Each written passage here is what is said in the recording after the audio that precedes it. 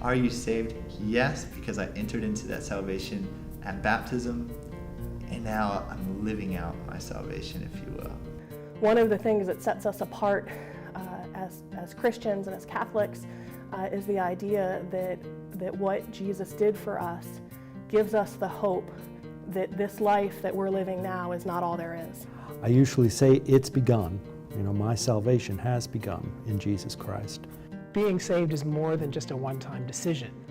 For us as Catholics, we believe that being saved is an ongoing life process. And St. Paul talks about this all through the letters, all through the letters, that Jesus is the rock, that nothing in the book of Romans, it talks about nothing is stronger than the power of Jesus. And I train my body for fear that after preaching to those, I would be disqualified. So even St. Paul is saying, even after all I've done and all the trips all over I've taken and all that I've written and taught, and even I could be disqualified at the end. I think that's a very clear point that a one-time prayer isn't really what the Bible talks about for salvation. It is a life journey that we take in a daily giving of ourselves to Christ. Yes, we are saved by the grace of Christ, not by any works that we do, but that doesn't mean our works are not part of that whole process. Paul writes, "For by grace you have been saved through faith, and this is not from you, it is the gift of God. It is not from works, so no one may boast." People claim look, you are saved by faith sola. It doesn't even say that here. It says by grace you are saved through faith. So what's really doing the saving here? It's grace, the life of Christ within us. Not a static life, not a static entrance, but it's always dynamic. The Spirit of God is a breathing force. He always breathes out, He breathes life. So it's never a once and done deal. It's a work that God begins in me, and the best I'm managing to do is respond, and the best I'm managing to do in response is over time, because on any one given day, it may not seem that God's work in me has, how can we say, borne all the fruit that one might wish, either the Lord or me. In Philippians, Christ Jesus emptied Himself, and because He did that, God elevated Him.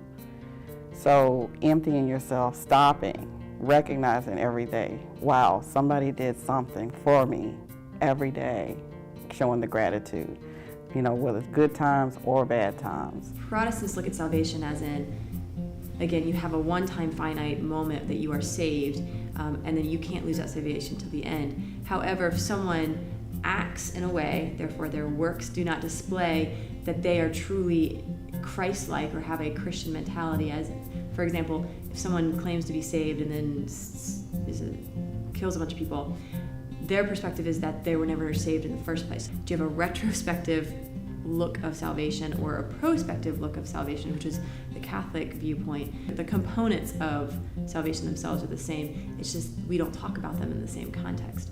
I think they want a simple yes or no, and I don't believe there's very much about God that's a simple yes or no, except that Jesus Christ is and always was yes. We as Catholics believe that our yes is more than just a one-time event. It is something that we must do consistently every day.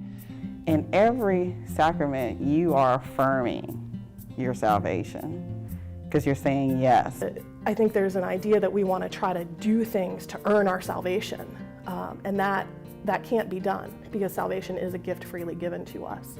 I think if you accept it as an actual and honest inquiry and not like a bad day at the Inquisition, that you can say, yeah, yes, I believe that my salvation in Jesus Christ has begun. So you have to be prepared. I think if you're in constant prayer, always praying, there's always going to be words for you when you go forth and try to talk to others about salvation.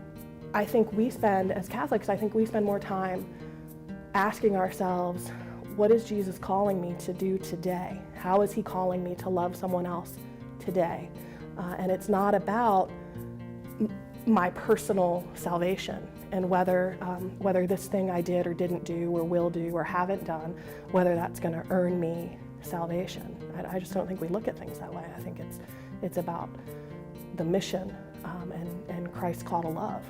And how do we do that? And how am I going to do that right now?